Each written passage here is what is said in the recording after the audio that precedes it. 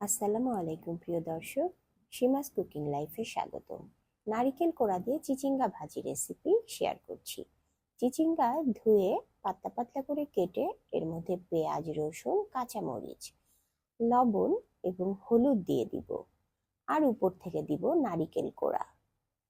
নারিকেল কোড়া দিয়ে ঢাকনা দিয়ে ঢেকে সেদ্ধ করে নিব। কোনো পানি দিচ্ছি না, কারণ চিচিঙ্গা থেকে বেশ অনেকটা পানি বের হবে।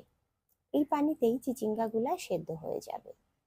দেখেন, আমার চিচিঙ্গাগুলা সেদ্ধ হয়ে গিয়েছে এবং পানিগুলা টেনে গিয়েছে। এখন বাগার দিয়ে নিব। তেল গরম করে 1 চামচ জিরার ফোড়ন দিয়ে পেঁয়াজ, রসুন, কাঁচামরিচ ফালি বেশ কিছু সময় ধরে ভেজে নিব। যখন গোল্ডেন কালার ধরে আসবে সেই সময় সেদ্ধ করে রাখা চিচিঙ্গা আর নারিকেল কোড়া দিয়ে দিচ্ছি।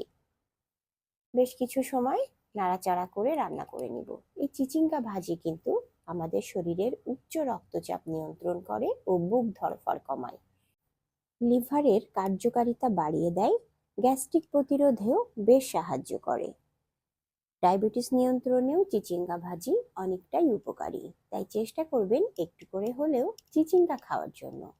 এই ছিল আমার আজকের রেসিপি। আমার রেসিপিটি যদি ভালো লাগে লাইক, কমেন্ট, শেয়ার দিয়ে আমার সাথেই থাকবেন। আসসালামু আলাইকুম।